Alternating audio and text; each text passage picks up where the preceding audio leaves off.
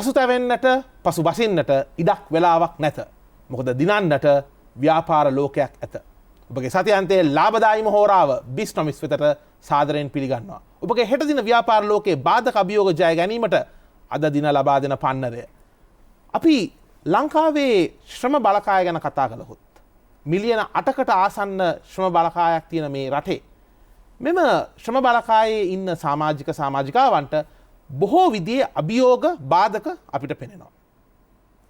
නමුත් එම බාධක අභියෝග මැද ඇතැම්ට කායික අභියෝග මානසික අභියෝග මේ සියලුම අභියෝග මැද ඒවා ජයගෙන දිරියක් ඇතිව ඉදිරියට ගොස් මුළු ලෝකයටම ඇතැම්විට විශ්මයට පත් කරන ඉතාමත්ම අනර්ග කතා අපිට විටින් විට අසන්නට ලැබෙනවා. අපි අද සාකච්ඡා කරන්න යන්නේ මෙන්න මේ පිළිබඳවයි. කෙසේද මෙම ශ්‍රම බලකායේ සිටින ඇතැම් අභියෝගවලට ලක් වූ පුද්ගලින්ව අපේම ශ්‍රී ලාංකීය පුරවැසියන් සහෝදර සහෝදරියන්ව අපේ මේ ශ්‍රම බලකායට සම්බන්ධ කරගෙන අපගේ ව්‍යාපාර ආර්ථික කටයුතු වලට අන්තර්ගත කරගෙන ඉදිරි ගමනක් යන්න අවශ්‍ය කරන පියවර කවරේද? අපි සාකච්ඡා කරමු මේ සංවේදී මාතෘකාව පිළිබඳව අද Bisnomics තුලින්.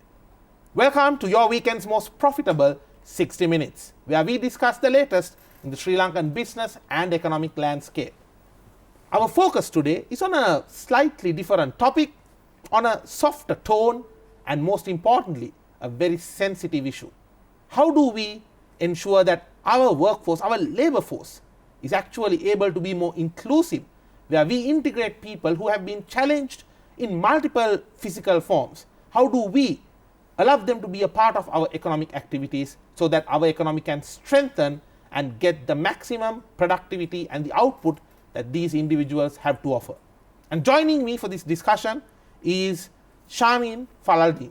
Sharmeen, it's a pleasure to have you on the show. Thank you for joining us today. Ayubowan. Ayubowan to you. And thank you for having us, Taranju. Sharmeen, differently abled, special needs, disabled, I'll be very honest. It's a word even I am very careful in using because I don't want to offend anyone. And Correct. There's a lot of people out there who are like really thinking, what's the word to use if there is someone with a special ability or special need? What's the word to use? Because we don't want to offend anyone. Correct. What is the exact correct term in this highly sensitive topic, and what is the exact definition of a person with special needs or disabled? All yours to demystify and debunk this exact word to start with today's discussion. Yes, Taranju, that's a good question because one of the issues that we have surrounding disability is the language that is used to refer to these people who have disabilities. So different countries under different cultural context, they use different terms. So we as advocates, we as people who discuss about disabilities, we have to respect those ideas and the thoughts of those countries and use those words appropriately. So let's start with the word disabled. So a person is generally considered to be having a disability if he or she has a physical, mental, or sensory impairment that stops that person from doing his or her daily activities. So a person who cannot see, who is called a blind in Sri Lanka, or visually impaired, or a person who cannot hear, is generally referred to as a person with a disability. So this term disabled came about in the 1960s. So a lot of the Western countries, mostly like in US and UK, they use this term widely. And this came about with a sense of, slowing down a blow on the terms like handicapped or mentally retarded or crippled, which was thought to be very offensive. And there's a lot of social stigma associated with Absolutely. that term. So because of that, they thought disability was a better word to be used.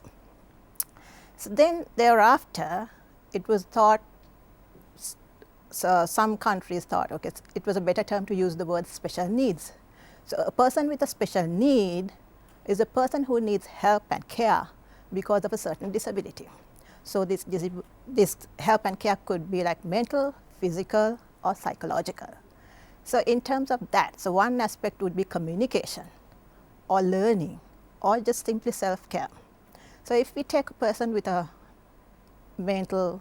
who's mentally challenged, maybe that person might want help in terms of learning or movement. So that person is generally considered to be a person with a special needs. But it So is when you say mental special needs, we are talking about things like sometimes the Down syndrome. exactly, and they're called intellectually challenged society. So if we come back to that, so it is generally also challenged that what are we talking about, the special needs? It's not a special need. Like we are just doing the things that everybody does, but in a different way. It's not the disability. For instance, let's take an example. A person has to go from one place to another. An ordinary person would walk. But what would a person with a disability do? They would use a wheelchair. Let's assume another person needs to go to a building. A person with a disability might use a ramp. An ordinary person like you and me might use the steps. So what are we talking about this special needs? It's not a special need. It's the way how they do things that's different and not the same as what we do. So that is also not taken as a favorable term by some of the countries. Then we talk about differently able. So this came about in about the 1980s. So Sri Lanka as a country, we like to associate with that term differently able because we feel that we are much more close, or we are being sensitive to people with disabilities in these terms, because it's kind of a more positive way of communicating in the sense that you focus on the abilities rather than a person's disability. And Sri Lanka people don't like to use the word disabled. But if you go back to the Western world again, they say this is not correct. What are we talking about differently able? Because everybody is differently able. Does it relate to a disability? No. Because you and I will also have strengths and weaknesses. And we will have a different ability as any other people. So it's not just, you don't label people in that sense. So if you go to US, UK and countries like that, they will not use the word differently able. So they rather be called, person, they have a disability, a person with a disability. Understood. Then thereafter is when still some people thought it was still dehumanizing, to call disabled. And the focus is more on the disability rather than the person. So it was thought it was to be more important, you focus on the individual. So you have the person first before the term disability. So now the more accepted terms and used in the UN conventions, policy documents, is persons with disabilities.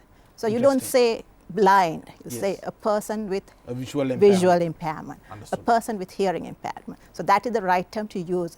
But still looking at, different cultures. So if I go to Sri Lanka on a public forum, I say, disabled, they don't like it. Yeah. Understood. But since this is like the term that's being used and accepted by the United Nations conventions also, so I will do the talk in that word on this. Yes.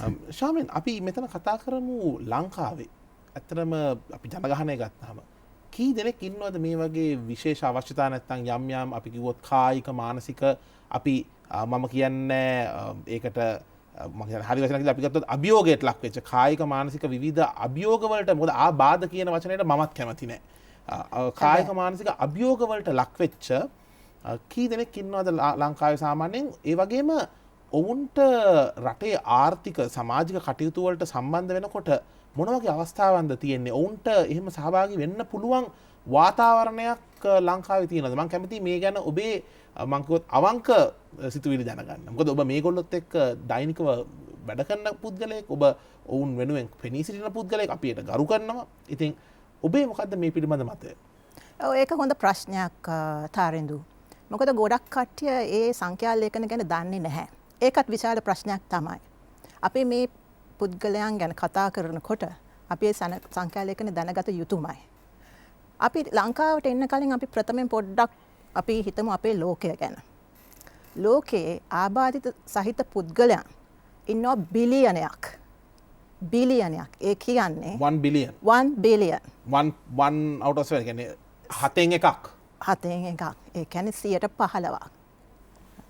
එතකොට වැඩිපුරම ඉන්නේ මේකත් සංවර්ධනය වෙමින් පවතින රටවල්. ලංකාව වගේ අඩු ආදායම් ලබන රටවල් වල. ඉතින් අපිත් ඒකේ කොටසක්. ඒ කියන්නේ ඒකට හේතු වෙලා තියෙන්නේ ශාමෙන් ඔබ දකින විදිහට ඇතැම් විට ඒ සංවර්ධනයේ වෙමින් පවතින රටවල් වල ඒ අවශ්‍ය කරන පෝෂණය ලැබෙන්නේ නැති එකේ ප්‍රශ්නයක්ද නැත්නම් ඒ ළමා උපතක් වෙනකොට ඇතැම් විට ඒ ඉස්පිරිතාලවල යම් කිසි තත්ත්වයකින්ද ඒ වගේ ඒ කියන්නේ ආර්ථිකමය පසුබිමකුත් තියෙනවද මේ ප්‍රශ්නෙට? ඔව් ආර්ථිකමය පසුබිමකුත් තියෙනවා. දැන් අපි ඒක ගැන කතා කරොත් එහෙම ගොඩක් අවස්ථාවදී ගොඩක් පවුල් ඈත පළාත්වල තමයි මේකත් අපිට දකින්නට හම්බෙන්නේ. සමහරක් වෙලාවට කුඩා අවදියේදී ඇතිවෙච්ච අපි හිතමු මොකක් හරි පොඩි විස බීජයක් වෙන්න පුළුවන්. හැබැයි එකක් ඒගොල්ලන්ගේ දැනුවත්කම නැහැ. අනෙත් එක දැනුවත්කම තිබුණත් ඒගොල්ලන්ට කොළඹට වගේ තැනකට එන්නවත් හරියට ආදායමක් නැහැ. ඒ එක්කම ගෙවල් වල අනෙක් ළමයි ඉන්නවා. ඒගොල්ලන්ගේ දෙමව්පියන්ට පවා බලා ගන්න බැරි තත්ත්වයක් තියෙනවා. ඉතින් මේක තමයි අපි මුලට ගියොතින් කොහොමද ඒ වාගේ ආබාධිත තත්ත්වයන් නැති කරගන්නේ කියන එක. හැබැයි දැන් ඔබ අහපු ප්‍රශ්නෙට මම පිළිතුරු දෙන්නම්. ලංකාවේ ඉන්නවා ලක්ෂ 16ක්. ඒ කියන්නේ මිලියන 1.6ක්.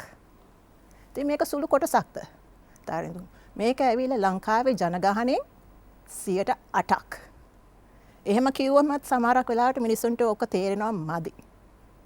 ඉතින් අපි ඒක තවත් පැහැදිලි කරන්න කිව්වොත් මේ ඒ කියන්නේ මිලියන 1.6කට තියෙනවා යම් කිසි විදිහක අභියෝගයක්. යම් කිසි අභියෝගයක් තියෙනවා. එක්කෝ ඇතැම් විට ඇවිදිනකොට වෙන්න පුළුවන් මේක ශාරීරික ඇවිදීම එක්කෝ පෙනීම මානසික වෙන්න පුළුවන් කතනය ශ්‍රවණය ඒ ඔක්කොමත් ඇතුළුව අපේම ශ්‍රී ලාංකීය සහෝදර සහෝදරියන් මේ අපේම ශ්‍රී ලාංකික සහෝදරියන් හැබැයි මිනිස්සු දන්නේ නැහැ මෙච්චර ප්‍රමාණයක් ලංකාවේ ඉන්න බව. එතකොට නැවත මං ආවතින් ඒක පොඩ්ඩක් මිනිස්සුන්ට මේක කොහොමද දැනෙන්න කියන්න කියලා. මිනිස්සුන් 12 දෙනෙක් ගත්තොත් 12 දෙනෙක් එක්කෙනෙක් ආබාධිත සහිත පුද්ගලයා. චුට්ටක් හිතන්නකෝ එතකොට. දැන් මේ අපි ඉන්නේ 2020. ඒතකොට 2040 විතර වෙනකොට මම කියෙව්වා මේ ආටිකල් එක. ඒක තියෙනවා මේ ආබාධිත සහිත පුද්ගලයන් 24%ක් දක්වා වැඩි වෙන්න පුළුවන් කියලා. ඒ මොකද දැන් අපේ තියෙන ඒජින් පොපියුලේෂන් එක. වැඩිපුර වයසට යමින් සිටින කොටසක්. එතකොට දැන් හිතන්නකෝ එකට 12යි දැන් ඒක සමාවෙන් 12 මිනිස් පුද්ගලයන් 12කට එකක්. 1 out of every 12. 1 out of every 12. එතකොට 2040 විතර වෙනකොට කොහොමද තත්ත්වය කියලා බලන්නකෝ. එතකොට මේ ප්‍රශ්නය අපි මීට වඩා බැරෑරුම් විදියට බලන්න ඕන නේද? හැබැයි වැඩි ඒ ගැන කතාවක් අපිට කොහෙන්වත් ඇහෙන්නේ නැහැ නේද ශාමීන්? ඒක තමයි. හැබැයි දැන් නම් චුට්ටක් එහෙන් මෙන් අපිට ඇහෙනවා. ඒක හොඳයි. ඔව්. හැබැයි මාදි. තව ගොඩාක් දේවල් අපිට කරන්න පුළුවන්. මම ඔබෙන් අහන්න කැමතියි ඒ වගේම ඔවුන්ට සමාජයත් එක්ක එකට වැඩ කරන්න යනකොට සමාජයෙන් ඔවුන්ට තියෙන පිළිගැනීම කොහොමද? තමන්ගේ පවුලෙන්ම වෙන්න පුළුවන් නැත්නම් ඒ ඉන්න තමන් ඉන්නේ සමාජයෙන් වෙන්න පුළුවන් මොන වගේ තත්ත්වයක්ද ඔවුන්ට උදා වෙලා තියෙන්නේ? අපි කතා කරනවා ඔවුන් අර වර්ක් ෆෝස් එකට ශ්‍රම බලකායට ඔවුන් එනකොට තියෙන ගැටලු ගැන අපි ඊළඟට කතා කරනවා. හැබැයි සමාජයේ ඔවුන්ට මොන වගේ පිළිගැනීමක් තත්ත්වයක්ද ඔබ දකින විදිහට තියෙන්නේ? මොකද ඔබ ඔවුන් එකට වැඩ කරනවා ඔබට ඔවුන්ගේ ජීවනාලය හොඳට දැනෙන ඔවුන්ගේ හෘද ස්පන්දනය හොඳට ඇහෙන පුද්ගලයෙක් ඔබ. අපිට තේරෙනවා ඔබ මේ සම්බන්ධයෙන් ඉතාමත් සංවේදී කියලා. අපි ඔබට ගරු කරනවා ඔබ ඔවුන් වෙනුවෙන් කරන දේවල් පිළිබඳව. අපිට කියන්න ඔවුන්ට මොන වගේ තත්ත්වයක්ද සමාජයත් එක්ක ඇති වෙලා තියන්නේ අද? සමාජය ඇත්තටම මේ කට්ටියව පැත්තකට තල්ලු කරලා දාපු තත්ත්වයක් තමයි තියෙන්නේ. ඒක හරි අවාසනාවන්තයි. ඒක වෙලා තියෙන්නේ අපි වගේ ශ්‍රී ලංකාව තව ආසියාවේ තියෙන සමහරක් රටවල් වල ඒ වගේ. ඒ සංස්කෘතිමය පැත්තෙන් උත් තියෙනවා. අනිත් එක අපි ගොඩක් වෙලාවට හිතාගෙන ඉන්නේ අනේ පවුනේ කියලා. ඇත්තට පව් කියලා දෙයක් බලන්නේ නැහැ. මොකද මේගොල්ලන්ට තියෙනවා හැකියාවන් පුදුමාකාරයි. හැබැයි සමාජය දන්නේ නැහැ. ඒක තමයි උතන තියෙන ගැටලුව. ඔවුන්ට සමාජයේ අනුකම්පාව අවශ්‍ය නැහැ. ඔවුන්ට අවශ්‍ය සමාජයේ අවස්ථාව අපි දිය යුතුයි. ඉතින් මේ අවස්ථාව නැති වෙනකොට මොකද වෙන්නේ? සහ ගම්බද ඉන්න ආබාධිත සහිත දරුවන් පුද්ගලයන්ට මොකද වෙන්නේ? ඒගොල්ලන් දැනටමත් විවිධ ප්‍රශ්න ආර්ථික ගැටලු ප්‍රශ්න රාශියක් නිසා සමහරක් දැනට තියෙන දේවල් වුණත් ඒගොල්ලන්ට භුක්ති විඳින්න හැකියාවක් නැහැ. එතකොට මේ මොකද වෙන්නේ? එතකොට මේ කට්ටිය හැමදාම පැත්තකට යනවා නේද? හැමදාම කොන් වෙලා. ඉතින් මේක ලොකු ප්‍රශ්නයක්. ඉතින් ඒකම මිනිස්සු මම කිව්වා වගේ මේ වගේ සංවාද ඇත්තටම වැදගත් මිනිස්සු දැනවත් කරන්න. ඉතින් අපි මේ කට්ටිය ගැන ඉදිරියට යන්න පෙන්වන්න ඕන. මොනවද මේගොල්ලන්ට කරන්න පුළුවන් කියන එක. මොකද සාමාන්‍ය හැඟීම දැන් අපි කරන වැඩ හා සම්බන්ධව කරනකොටත් ගොඩක් කට්ටිය අහනවා මොකද්ද මේගොල්ලන්ට කරන්න පුළුවන්? ඇහක් පේන්නේ නැහනේ. අතක් නැහනේ. ඒ නොදැනුවත්කම. අපි මිනිස්සුන්ට දොස් කියන්නේ ඒ නොදැනුවත්කම. හැබැයි අපි කියන්නේ කොට මානුෂික වෙන්න. පැත්තකට තල්ලු කරලා දාන්න එපා. අපිට ඒ මිනිස්සුන්ට රස්සාවක් කියලාම නෙමෙයි අවශ්‍ය වෙන්නේ. සමහරක් වෙලාවට කතා කරන්න, යාළුවෙක් වෙන්න. මේගොල්ලන්ට සමාජයට යන්න තියෙන අවස්ථා හරිම අඩුයි. හරිම අඩුයි. දැන් අපි සිකුරාදාට කිව්වොත් එහෙම අපි හරි කැමති ගිහිල්ලා සාදයකට යන්න. යාළුවොත් අපි කියන සෙට් වෙන්න, නටන්න, ගයන්න. මේ මිනිස්සුන්ට එහෙම අවස්ථාවක් තියනවද? එහෙම තිබුණත් අපි වගේ කට්ටිය හොඳට දැනුවත් නැත්තම් කොහොමද ඒගොල්ලොත් එක්ක සෙට් වෙන්නේ කියන එක දන්නෙත් නැහැ. අපි හිතමු ආබාධිත සහිත පුද්ගලෙක් සින්දුවක් දැම්මොත් නටන්න ආසයි, සින්දු කියන්න ආසයි. හැබැයි කෝ ඒගොල්ලන්ගේ හැකියාවන් කවුද අඳුරගෙන තියෙන්නේ? දැන් වාසනාවට ඔය සමහරක් තියෙන ටැලන්ට් ෂෝස් වලට දක්ෂතා තියෙන කට්ටිය ඇවිත් තියෙනවා. ඔව්. හැබැයි තව හැංගිච්ච ටැලන්ට්ස් තියෙන කට්ටිය කොච්චර නම් ඉන්නවද? අතමිට උන්ට තමන්ගේ ගෙවල් වලින්ම අවස්ථාව දෙන්න නැහැ ඉදිරියට. එහෙම දෙන්න අවස්ථාවකුත් නැහැ. Sharmeen, I want to focus especially on the challenges these citizens face when entering the workforce, like when they try to go to a workplace. Some places are thinking, no, there is no opportunities for the differently abled here. And even in Sri Lanka, though some companies say we are all inclusive, equal employment opportunity provider, when they go to a workplace, there is no ramp for them to take a wheelchair. This is a very unfortunate situation. But in your view, from what you have seen, what challenges do they face when the people with special needs and the people who are differently able, when they are entering or trying to enter the workforce of Sri Lanka? So let's begin to first talk about what employment plays in a role of a person, Tharindu. An ordinary person, any person, would be empowered by it, right? So it brings them independence. It gives them self-respect. It gives them stability. Then what happens to a person who is a person with disabilities if that person gets a job?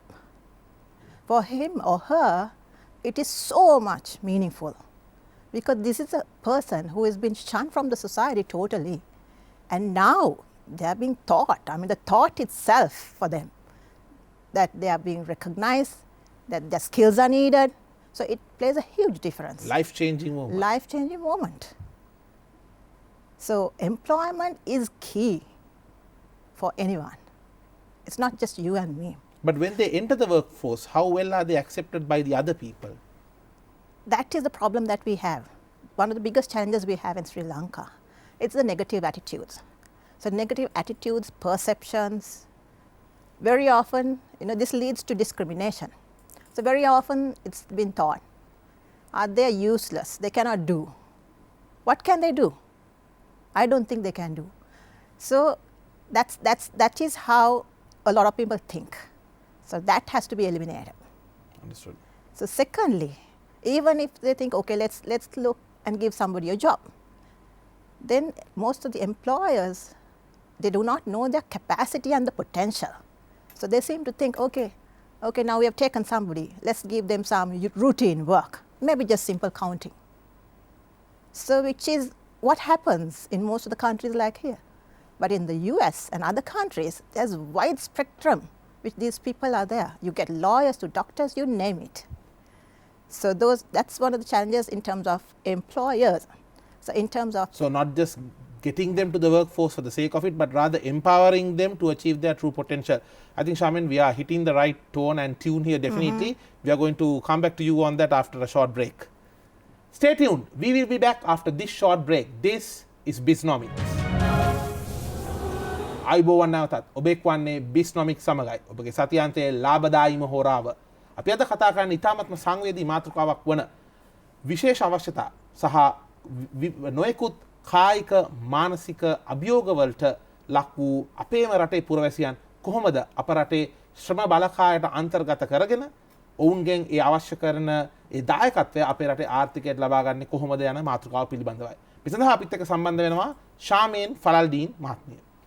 Sharmeen, we were addressing about the challenges that citizens face when entering the workforce, and please do continue. You have first-hand experience on this. Yes. Tell us more. So a few other issues that is Tarindu, education and training. So even if someone wants to enter the workforce, they don't have the education that's required. In the same way, organizations need to be able to have accessible facilities for these people. Like they need to have the ramps. The workstations have to be in a way that these people can move about. So again, and also in terms of information technology, the workforce has to be, and the employers has to be updated about all those, because there's plenty that's out there that can be used. So all of these things pose a huge problem. And the employability skills again. So although some, they go for these training schools. So the question is whether the skills can be used for the organizations that's there. Understood. ශාමීන් අපි කතා කරමු රාජ්‍ය ප්‍රතිපත්තිය පිළිබඳව. මොකද මේ වගේ සංවේදී මාතෘකාවක්, ඒ වගේම අපේ රටේ අපි ගත්තොත් මිලියන 1.6ක් පුරවැසි බලකායකට තියෙන ගැටලුවක් තමයි මේ නොයෙකුත් අභියෝගවලට, කායික මානසික අභියෝගවලට ලක් වෙලා දැන් ඔවුන් කොහොමද මේ රටේ ආර්ථිකයත් එක්ක සම්බන්ධ වෙන්නේ කියන ප්‍රශ්නය. දැන් ඔබ දකින විදියට අපේ රටේ හරි රාජ්‍ය ප්‍රතිපත්තියක් තියනවාද මේ විවිධ අභියෝගවලට ලක් වූ පුද්ගලින්ව අප රටේ ආර්ථික කටයුතු වලට සම්බන්ධ කරගන්න? එහෙම නැත්නම් එවැනි ප්‍රතිපත්තියක මොනවද අන්තර්ගත විය යුත්තේ? හරි, ඒක ඇත්තට ලොකු ප්‍රශ්නයක් තරම් ගොඩක් අපි කතා කරන්න තියෙන දෙයක් තමයි. අපිට කාල වේලාව බොහොම සීමිතයි. ඒ නිසා මම ඉක්මනින් මේක ගැන චුට්ටක් කියන්න. ඉස්සෙල්ලාම අපි බැලුවොත් ලංකාවේ දැනට පවතින නීති, රෙගුලාසි, ඒ ටිකක් අපි කතා කරමු මේ ආබාධිත සහිත පුද්ගලයන් ගැන. ඉස්සෙල්ලාම අපි ගත්තොත් එහෙම ව්‍යවස්ථාව අපි. ඒකේ ව්‍යවස්ථාවේ 12.1 කියන ඡේදයෙන් කියලා තියෙනවා හැමෝටම සමාන අයිතිවාසිකම්, සමානව ජීවත් වීමේ අයිතිය ලබාලා දීලා තියෙනවා. ඒ කියන්නේ ඔබට මට පමණක් නෙමෙයි, ආබාධිත සහිත පුද්ගලයන්ටත් ඒක එක හා සමානයි. එතකොට ආයෙත් නැවත එනවා 1988 රාජ්‍ය පරිපාලන චක්‍රලේඛනයක් එනවා. ආබාධිත සහිත පුද්ගලයන්ට රාජ්‍ය ආයතනවල තියෙන රැකියා අවස්ථාවනේ, පුරප්පාඩු නෙමෙයි, රැකියා අවස්ථා වලින් 3% ලබා දෙන්න ඕනේ කියලා. එතකොට අපි රාජ්‍ය ආයතනවල දැන් 3% තියනවාද?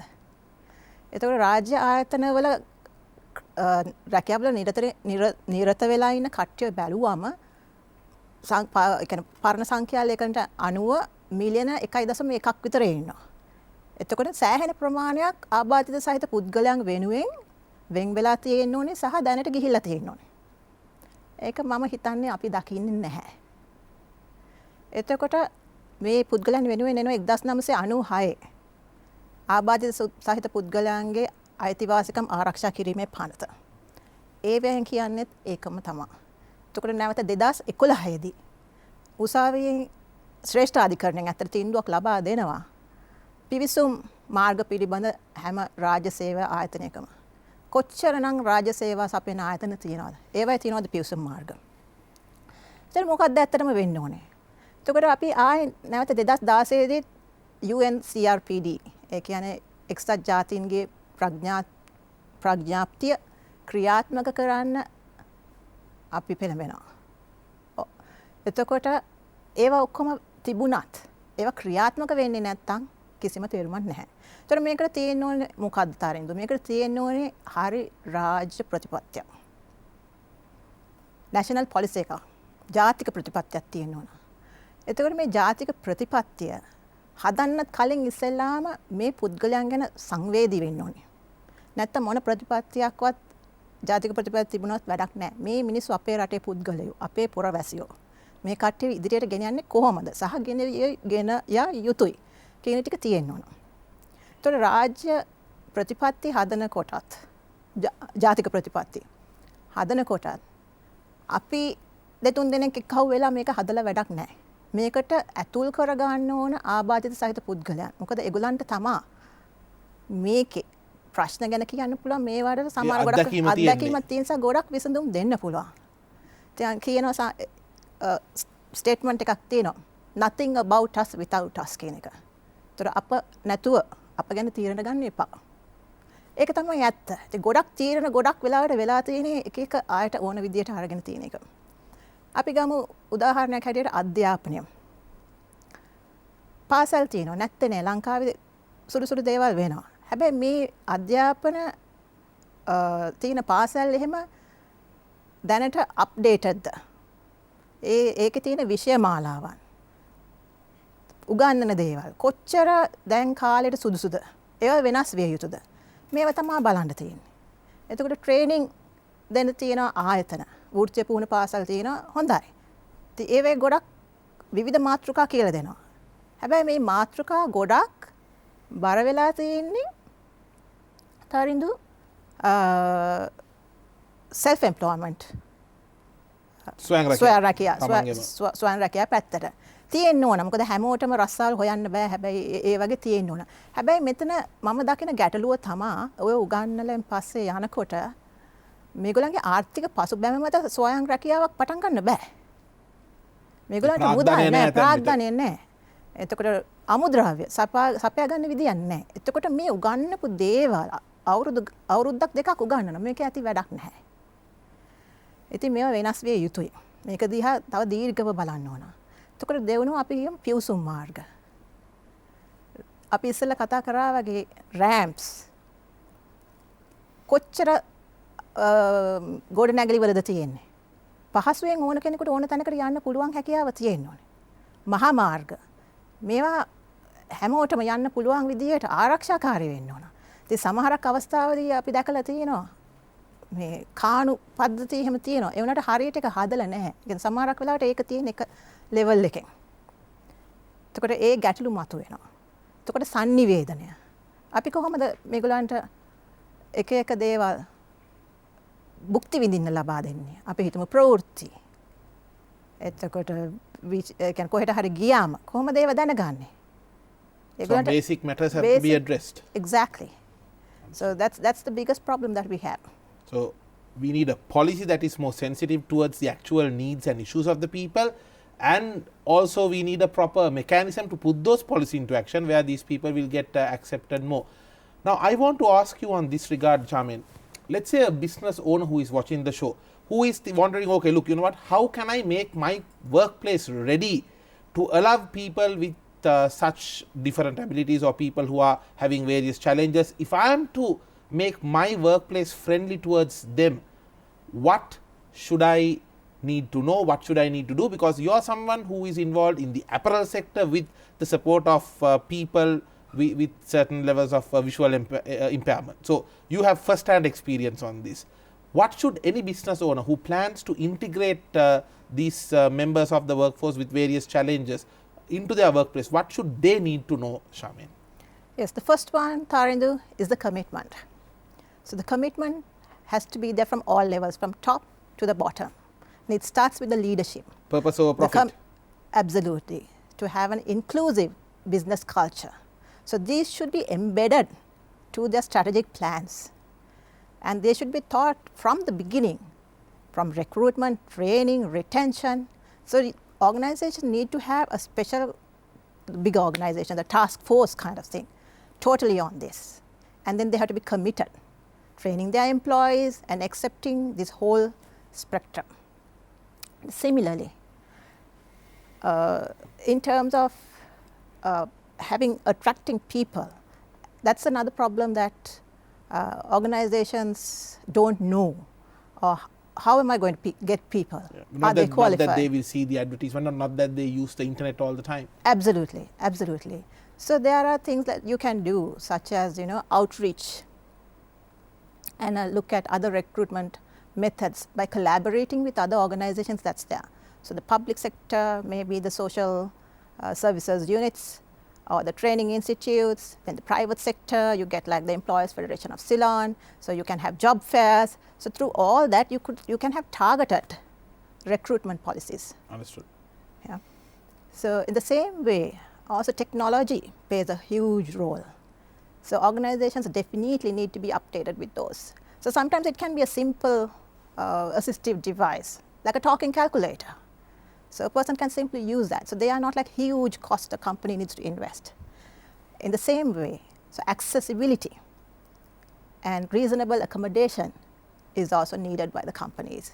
So that people, for instance, The work area has to be accessible, even the non-work areas like the cafeterias, the restrooms.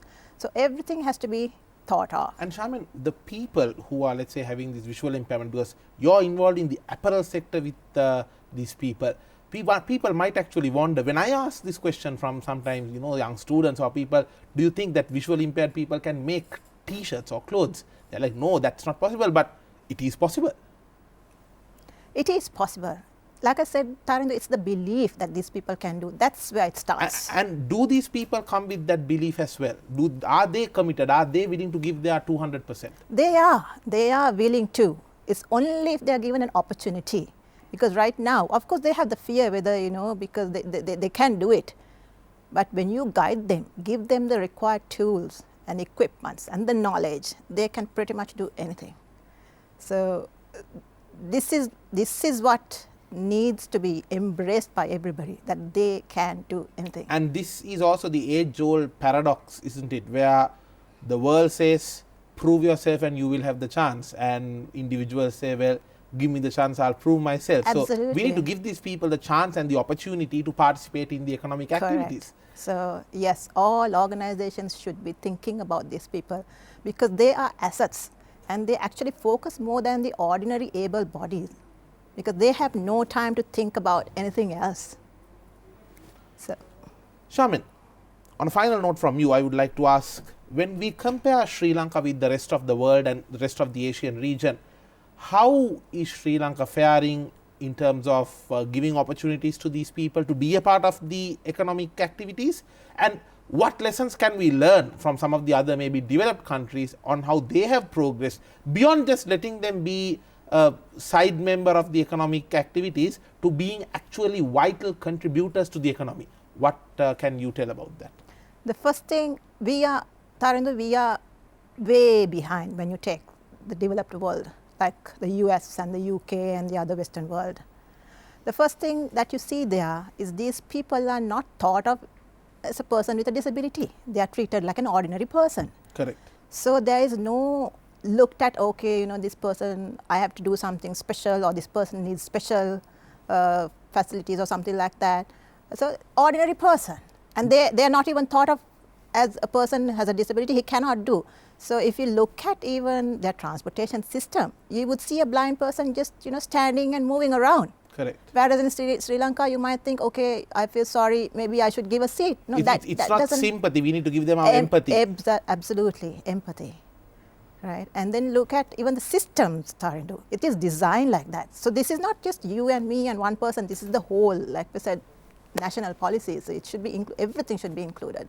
So in terms of transportation, if you look at their bus services, the trains to the tubes, everything is disability friendly. So it's designed that way. And it helps everybody, because even if let's assume a visually impaired person is going on a train, the doors open and it's automatic. It says it's opening, it says it's closing. It says where it's stopping. So what's the issue? I mean, anybody can use it. But in Sri Lanka, look at our public transportation system. Can we put a wheelchair in a bus? Not possible. Not possible. Can a blind person, a visually impaired person, go in a train? Not possible. Why? Because the steps and things like that. Correct. But having said that, Tarindo, there are little things that can be done, which is possible. We have to look at a national policy, but we can do little stuff to help them. For instance, let's talk about the bus, right? So we can give concession to someone who wants to invest in a bus that has wide doors. Understood. Yeah. So even like trains, or you can even have an ordinary bus where you have like for them separately, where they can use in the morning and the evenings. So those are things that we can actually look at. So even education. So the education, there's a lot of technology that's used out there, like the talking books to calculators. So the technology is already there. We need to bring it and integrate it into our system. Absolutely. So long way to go, and we are quite far behind in allowing these members to be a part of our economic activity. Hopefully, Sharmeen, there will be more people like you who come forward, who don't make the busy lifestyles an excuse, who don't make the corpulent rewards of the private sector as an excuse to ignore this problem, but rather go into these sectors, start working with these people and give a reason for these people to smile and to believe. I really do hope and wish that our economy meets more people like you. Our economy has more people like you, because that's the only way forward to make our economy more sustainable in all aspects. That's my perspective. Thank you very much for what you are doing for these people. I wish you good luck to continue your endeavor in this. Thank you, Tharindra. Thank you for having me. අපි ඊළඟට ලැබෙන විරාමයෙන් පසුව විශේෂ අමුත්තෙක් සමග සාකච්ඡා කරනවා. ඇය අපිට කියාවි කුමන අභියෝගය පැමිණියත් දිරියෙන් ඒ සියල්ල මැඩලා ඉදිරියට යන්න පුළුවන් කියලා. ඇය අපිට කියා දේවි ඒ අපූරු පාඩම මේ මද විරාමයෙන් පසුව. රැඳී සිටින්න මේ Bisnomics. ආයුබෝවන් නැවතත්. ඔබ එක්වන්නේ ශ්‍රී ලාංකේය ව්‍යාපාර හා ආර්ථික ක්ෂේත්‍රයේ සතියක කාලීන සංවාදය Bisnomics සමගයි. අපේ මීළඟ විනාඩි කීපයට අපිත් සමග සාකච්ඡා කරන විශේෂ ආරාධිත අමුත්තෙක් අපිත් එක්ක දැන් සම්බන්ධ වෙලා ඉන්නවා. ඇය නමින් තුෂාරි කුමුදිනි. ඇය ඔබ වගේම ඔබේ වගේම සහෝදරියක්, අපේ රටේ ශ්‍රම බලකායේ ඉතාමත්ම සාඩම්බර පුරවැසියෙක්, සමාජිකාවක්. අපි කතා කරමු ඇයත් සමග ඇයට මොන වගේ ගැටලුද මුණ පාන්න සිදු වුණේ. ඒ වගේම අද සිට ඔබටත් මටත් ඇය වගේ තව බොහෝ දෙනෙකුට මෙම රටේ ආර්ථික සමාජීය කටයුතු වල කොටස්කරුවෙක් කොටස්කාරියක් වීමට නම් අපි මොන වගේ තීරණද ගත යුත්තේ කියලා. තුෂාරි ආයුබෝවන් කියලා පිළිගන්නවා Bisnomics වෙතට. අපි තාමත්ම සාඩම්බරයි ඔබ අපිත් එක්ක අද සම්බන්ධ වෙන එක පිළිබඳව. ආයුබෝවන්. තුෂාරි මට කියන්න ඔබේ කතාව. දැන් ඔබේ පවුලේ විස්තර, ඒ වගේම ඔබ මේ රටේ ආර්ථිකයට දායක වෙන පුරවැසියෙක්. ඔබට මොන අභියෝග තිබුණත් ඒවා ජයගෙන ඒවා බිඳලා ඔබ ඉදිරියට ගිය පුද්ගලයෙක්. මේක ලේසි ගමනක් නම් වෙන්නේ නැතුව ඇති. කියන්න අපිට ඔබේ කතාව. ඔව් ඇත්තටම ඔබ කිව්වා හරි. මගේ නම තුෂාරි කුමුදුනි. මගේ ගම අමන්දලුව සීදුව. මම විවාහකයි. මට පුතාලා 3 දෙනෙක් ඉන්නවා. ඉතින් ඒව තමයි මගේ පවුලේ විස්තර ගත්තොත්. මං ආර්ථිකය ගැන කියනකොට ඇත්තටම පූර්ණ දුෂ්‍යාබාධිත කාන්තාවක් කිව්වහම මේ හොඳ ක්‍රියාකාරී රටේ ආර්ථිකයට දායක වෙන්න පුළුවන් පිරිසක් හැටියට මේ සමාජ ප්‍රජාව තුළ කිසිම විශ්වාසයක් තිබුණේ නැහැ. ඒ වගේ අවස්ථාවක තමයි අපේ ආයතනය ආරම්භ වුණේ. ඇත්තටම ඒ ගැන මම ගොඩක් සතුටු වෙනවා. මොකද මැහුම් කියන්නේ අනෙක කුශලතාවයන් හරි හැකියාවන් හරි වගේ නෙමෙයි. මුළු ජීවිත කාලය පුරාවටම ප්‍රයෝජනවත් වන භාවිතා කළ හැකි දෙයක්. ඉතින් මේ ආයතනයේ පටන් ආරම්භ කිරීම නිසා අපට හොඳ දායකත්වයක් ලබා දෙන්න පුළුවන් වෙලා තියෙනවා දැන් අපේ ආර්ථිකයට. මේ මං කියන්න කැමති අපේ ආයතනය ආරම්භ වීම තුළින් අපේ ජීවිත ආලෝකවත් වුණා. ඇත්තටම කියනවා නම් තුෂාරි දැන් මට කියන්න දැන් ඔබ ඇත්තටම කියන්නේ ඔබ ටී-ෂර්ට් ඒ කියන්නේ ඇඟලුම් ඔබ ඇඟලුම් මේ මහනවා. ඉතින් ඒක ඇත්තටම බොහෝ දෙනෙකුට අතමිට හිතා ගන්න අමාරුයි මේ දෘශ්‍යබාධ තියෙන කට්ටියට එහෙම කටයුත්තක් කරන්න පුළුවන් කියලා. ඒ කොහොමද ඔබ ඒවා ඉගෙන ගත්තේ කොහොමද අපිට කියන්න මේ විස්තර? ඔව් ඇත්තටම මේ මුලින්ම මැෂිම කියන දේ ඇත්තටම අපි දැකලවත් තිබුණ නැති කාලෙක තමයි අපේ මේ ආයතනයේ කල්පනාකාරීත්වයෙන් අපිට දැනුවත් වීමක් ලැබුණේ මෙතෙන්ට එන්න. අපි මහන්න පුරුදු කරලා මෙහෙම ඇත්තටම අපිට ලොකු බයක් වගේ දැනෙන්නේ වෙරි.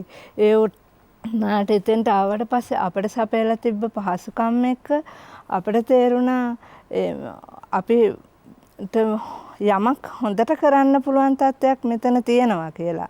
ඉතින් ඇත්තටම හරිම පුදුමයි. මහනකොට තමයි අපිට තේරුනේ දැන් නූලක පරතරේ ඇතුලේ තියෙන සීමාවන් පවා අපිට තේරෙනවා. ඒ නූලකෙන් ඇදේ යනවා අපි මහන දේ ඇදේ යනවා නම් ඒක පවා අපිට දැනෙන්න විදිහට තමයි ඒගොල්ලෝ අපිට ඒ ක්‍රම සලස්සලා දීලා තිබුණේ.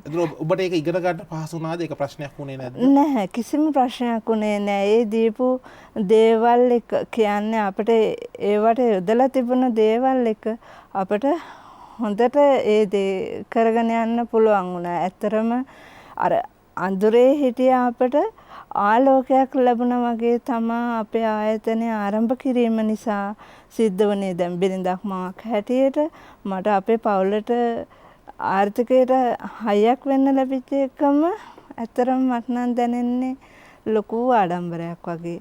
මොකද මේ හරිම සියුම් දේවල් තේරුම් අරගෙන දැන් අපි මේ ගොඩාක් ඉදිරියට ගිහින් තියෙනවා කියලා හිතෙනවා. අපිට හරි ආඩම්බරයි ඒක ගැන අහන්න තුෂාරි. තුෂාරි දැන් ඔබ මීට කලින් උත් බොහෝ එක එක ව්‍යාපාර ආයතන වලට ගිහිල්ලා එහි කටයුතු වලට සම්බන්ධ වෙන්න උත්සාහයක් ගන්න තිනේ. මම කියන්නේ ඇතැම් රැකියා අවස්ථාවන් වලට ඔබ යන්නේ නැති. එහෙම ගියාම මොන වගේ අවස්ථාවන්ද ඔබට මුණ පාන්න සිදුවේ? මොන වගේ අත්දැකීම්ද ඔබට මුණ පාන්න සිදුවේ? මොකද මම මේ ප්‍රශ්නේ අහන්නේ මෙන්න මේ හේතුවෙන්. මං හිතන්නේ අපි රටක් විදියට දැන් ඔබ මගේ රටේ මගේම සහෝදරියෙක්. ඉතින් අපි හැමදෙනාම ඒ ආකල්පය ඇතුව කටයුතු කරොත් මං හිතනවා අපේ මේ පුංචි රට මීට වඩා තවත් ලස්සන වෙයි කියලා. ඉතින් අපි ඒ දේ ඔබෙන්ම දැනගන්න ඕන අන්න ඒ කටයුත්ත වෙන්න නම් ඔබ විවිධ රැකියා ආයතන වලට අපි කියන ජොබ් වලට ඇප්ලයි කරලා යන්න නැති. එහෙම ගියාම ඒ ආයතන වල මුණ ගැහෙන කට්ටියකින් මොන වගේ අත්දැකීම්ද ඔබට ලැබුණේ? ඔව් ඇත්තරම ගිහාම මුල්ම දේ තමයි අපිව අර සිකියුරිටි එක ළඟින්ම ප්‍රතික්ෂේප වෙනවා. පේන්නේ නැති කෙනෙක් වහම කොහොමද මේක කරන්නේ කියලා එතනින්ම අයින් වෙන තත්ත්වයක් තමයි තියෙන්නේ. ඉතින් අඩුම තරමේ ඒ රැකියා කරන ආයතනයේ කළමනාකාරීත්වයවත් මුණ ගැහෙන අවස්ථාවක් අපේ වගේ අයට තියෙනවා නම් මේගොල්ලොන්ට කොහොමද අවස්ථාවක් දෙන්න පුළුවන් කියලා එයාලා හිතලා බලයි. ඒ අවස්ථාවවත් ලැබෙන්නේ අර වගේ තැනකින්ම අපිට හැල්ලා යන්නට සිද්ධ වුණාම. ඉතින් ඒක තමයි අපේ ලොකුම දුෂ්කරතාවය. ඒ වගේම තමයි ඒ තැන් වලට යන්න ගියාම තියෙන අපහසුකම් ගොඩක් තියෙනවා. මොකද දැන් අපි පාරේ යනකොට කානුවක් තිබුණත් දැන් වයිට් කේන් එකක් පාවිච්චි කරලා යනකොට අපිට දැනෙන්න තියෙනවා නම් කානුවක් හදලා තියෙන තැනක කානු ගැට්ටක් ඇතරම අපි ඒ තැනින් පරිස්සමින් යන්න පුරුදු නැහැ. එහෙම නැහැ මේ පාරවල් වල ගිහිල්ලා ගොඩක් හදිස්සි අනතුරු වලට ලක් වෙන පිරිස එහෙමත් ඉන්නවා. ඉතින් අර එකක් කිසිම අවබෝධයක් නැහැ. මේ සමාජයේ ගොඩක් අයට අපිට යමක් කරන්න පුළුවන් ඒ දේ කරන්නේ කොහොමද කියන එක ගැන. තුෂාරි ඔබ කියන්නේ ඔබට අවශ්‍ය සමාජයේ අනුකම්පාව නෙවෙයි සමාජයේ පිළිගැනීම සහ අවස්ථාව කියන එකද? ඔව් ඇත්තටම කියනවා නම් අපේ ගොඩාක් පිරිස ඉන්නවා හැකියාවට රැකියාවක් ලබා ගන්න කැමති අය. සීමිත පිරිසක් තමයි ඉන්නේ ආණ්ඩුවෙන් දෙයක් කරන්න ඕනේ පෞද්ගලික ආයතනයෙන් අප රැක බලා ගන්න ඕන කියන පිරිස. ඉතින් අර රැකියාවක් කරන්න කැමති හැකියාවට අවස්ථාවක් දෙනවා නම් එයාලා ඒ තුලින් ඉදිරියට යන්න ගොඩක් කැමති පිරිස ඉන්නවා අප අතර. අනිවාර්යයෙන්ම. තුෂාරි දැන් ඔබට මොන වගේ හැඟීමක්ද ලැබුණේ? දැන් ඔබ රැකියාවක් කළා ඒ මුදලක් උපයලා ඔබට දැන් ඔබේ පවුලටත් උදව් කරන්න පුළුවන්. ඔබේ පුතාලා 3 දෙනෙක් ඉන්නවා කියලා ඔබ කිව්වා. ඔබට උන්ටත් ඒතට උදව් කරන්න පුළුවන්. ඔබට මොන වගේ හැඟීමක්ද තියෙන්නේ මේ සම්බන්ධයෙන්? ඔව් ඇත්තරම ඒක තමයි මම කිව්වේ. අපිට දැන් එක්කෙනෙක් රැකියාව කරලා ඇත්තටම සමාජයේ ඉවත් වෙන්න ගොඩක් අමාරුයි. ඉතින් දැන් මේ රැකියා අවස්ථාව ලැබීම තුළින් පවුලේ ආර්ථිකයට ලොකු දායකත්වයක් ලැබිලා තියෙනවා. ඇත්තටම අපි අර අඳුරෙන් ආලෝකයට ඇවිල්ලා ස්වාධීනව ආත්ම ගෞරවයක් ඇතුව ආත්ම අභිමානයකින් යුතුව ජීවත් වෙන්න පුළුවන් පරිසරයක් දැන් අපිට ගොඩ නැගිලා තියෙනවා. ඒ ගැන හිතනකොට නම් ගොඩක් සතුටුයි. ඇත්තරම. ඔබ දැන් යම් අභියෝග වලට කුඩා කාල සිට මුහුණ දෙන්න තිය සමහරක් විට. ඔව් ඇත්තටම. එතකොට දැන් ඔබ දකින විදිහට අපේ රටේ අධ්‍යාපනය ගත්තොත්, පාසල් පද්ධතිය ගත්තොත් මෙවැනි අභියෝග තියෙන කට්ටියට ඒ අවශ්‍ය ඔබට දැනලා තියෙන ඔබේ අත්දැකීම කොහොමද? ඔබට ඒ ඉගෙන ගැනීමට අවශ්‍ය කරන සහාය ඒක ලැබුණාද? ඔබට මොකද මේ ගැන කියන්න තියෙන්නේ? ඇත්තටම කියනවා නම් අධ්‍යාපනය ගත්තහම අර සිලබස් එකට අවශ්‍ය පොත් ටික අරුණාම ඊට වඩා පිටින් සාමාන්‍ය දරුවා අධ්‍යාපනයට අවශ්‍ය කරුණු එකතු කරනවානේ. එන්නේ අවස්ථාවට ගියාම අපේ අයට තියෙන පොත්පත් හරිම අඩුයි. ඇත්තටම ඒ අතින් ගත්තාම දැන් සාමාන්‍යයෙන් ළමයි පාසල් ගියාට පස්සේ පාසල් ඇරලා ආපහු යන්න ටියුෂන් පන්තියකට. ඇත්තටම අපේ දරුවන්ට ඒ අවස්ථාව නැහැ. අපේ දරුවෝ පාසල් වල නේවාසිකව නැවතිලා ඒ අධ්‍යාපනය ලබන්නේ. ඉතින් ඒ දරුවන්ට අවශ්‍ය පොත්පත්ුත් අඩුයි. ඊට අමතරව අර අමතර දැනුම ලබා දෙන අවස්ථාත් හරිම අඩුයි. ඇත්තටම එහෙම ගත්තාම මේ කොයි කාලෙට වුණත් මේ පවතින කියන්නේ රට කරවන අය විසින් මේ ඒ දරුවන් ගැනත් විශේෂ සැලකිල්ලක් යොමු කරලා ඒ වෙනුවෙන් කටයුතු කරනවා නම් හොඳයි කියලා දැනනවා. මොකද මේ අපේ පිරිස් ගොඩාක් ඉන්නවා මේ ගුරුවරුන් හැටියට ආයතන වලට මේ පාසල් වලට පත් වෙලා ගිය. එහෙම ඒ ගොඩාක් දුෂ්කරතා මැද තමයි ඒගොල්ලෝ ඒ තැන් වලට ගිහින් තියන්නේ. හැකියාව තියෙනවා අවස්ථාව දෙන්න කියලා ඔබ කියන්නේ. ඔව් ඇත්තටම කියනවා නම් හැකියාව තියෙනවා. ඒ වගේම තමයි අපිට දැන් කෙනෙක් රැකියාවක් දෙන්න කැමති වුණත් අර ඒ කෙනාට නවතින්න තියෙන ගැටලු ගත්තාම හරියම වැඩි. මොකද නවාතැන් පහසුකම් එහෙම මේ හොයාගන්න කියන්නේ වෙන්නේ නැති කෙනෙක් වුණාම නවාතැන් පහසුකම් දෙන්න කෙනෙක් කැමති වෙන්නේ ඒකුත් නැහැ. ඉතින් එන්නේ අර රැකියාවල් අවස්ථා දෙන අයට ඒ සඳහා යම් කිසි සහයෝගයක් ලැබෙනවා නම් ඒ වගේම තමයි ප්‍රවාහන පහසුකම් ඒ තැන් වලට යන්නේ ඒ අයට ලබා දෙනවා නම් ලොකු උදව්වක් වෙනවා අපේ අයට ඉදිරියට යන්න. ඇත්තරම අනිවාර්යයෙන්ම. තුෂාරි අවසාන වශයෙන් මම ඔබෙන් අහන්න කැමති. ඔබ වගේ බොහොම මම කියනවා අභියෝගවලට ලක් වෙලා නමුත් මෙම ක්ෂේත්‍රයේ ආර්ථික ක්ෂේත්‍රයට ඇවිල්ලා ආර්ථිකයට දායක වෙන්න කැමති කට්ටිය තවත් ඉන්නවා සමාජයේ.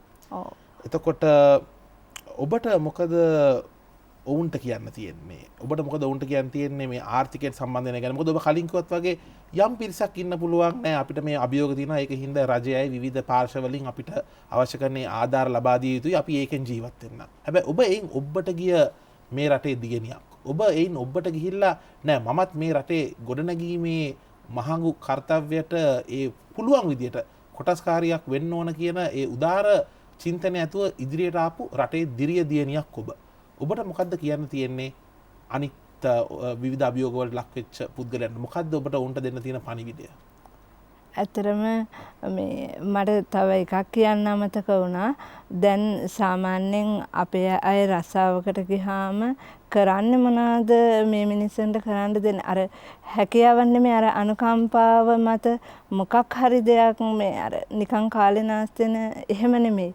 දැන් වැඩපොළ ගත්තත් අපි හිතමුකෝ බොත්තම් මේ බොත්තම් අර සාමාන්‍යයෙන් ඒ තියෙන තැන් වලින් බඩු දෙන එක පවා බොත්තම හක එක කියන්නේ පේන්නේ නැති කෙනෙකුට අල්ලන්නවත් පුළුවන්ද කියන හැඟීමක් නෙමෙයි තියෙන්නේ. එහෙම නෑ. අපේ අයට වගකීමෙන් වැඩ කරන්න පුළුවන්. පේන කෙනෙක්ට බොත්තම් 1000ක් දෙන්න කිව්වොත් එයා කරන දෙයට වඩා මේ අපි පේන්නේ නැති කෙනෙකුට දුන්නොත් එයා දන්නවා මේක මම ගත්තොත් මේක වැටේ. ඒක වැටෙන්නේ නැති වෙන්න අපි ඒක බලා ගන්න ඕන.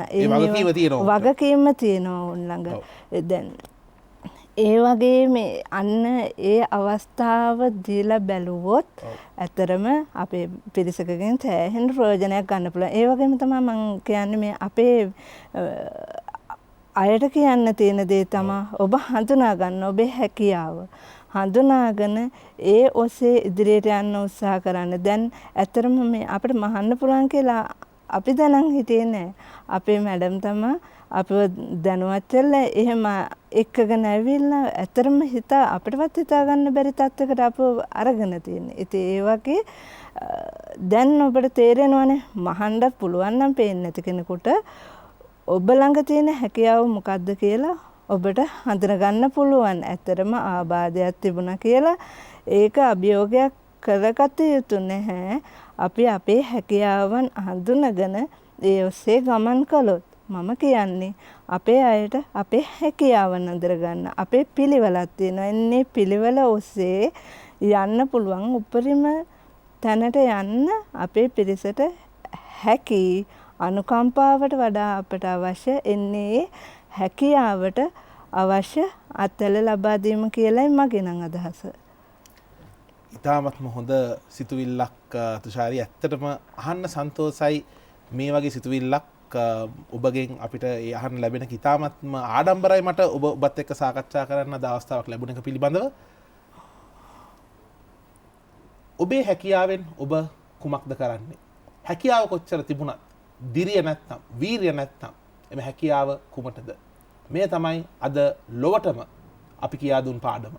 ඔබේ හැකියාවෙන් ඔබ උපරිම ප්‍රයෝජනය ගන්නවාද? ඒ වගේම විවිධ අභියෝගවලට ලක් වූ පුද්ගලයින් ඔබට සමාජයේ මුණ ගැහුණාම ඔබ ඔවුන් සමග එකට කටයුතු කළා ඔවුන්ට ආර්ථිකමය වශයෙන් දායක වීමට අවස්ථාවක් ලබා දෙනවාද?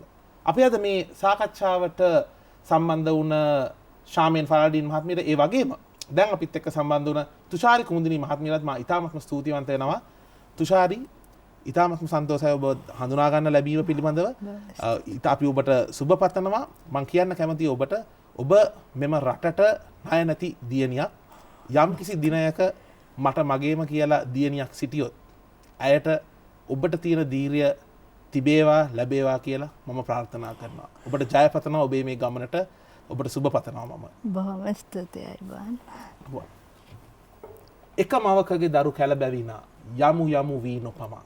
අපි නොපමාව ගොස් මේ අපේම රටේ විවිධ අභියෝගවලට ලක් වූ පුරවැසියන් එක කැලක්සේ අපේ සමාජීය අපේ ආර්ථික කටයුතු වලට සම්බන්ධ කරගෙන මේ පුංචි රට මීට වඩා ලස්සන කරමු. හමු වෙමු නැවතත් මෙවැනිම වැඩසටහනකින්. මේ ඔබගේ සතියාන්තයේ ලාභදායීම හෝරාව Bisnomics.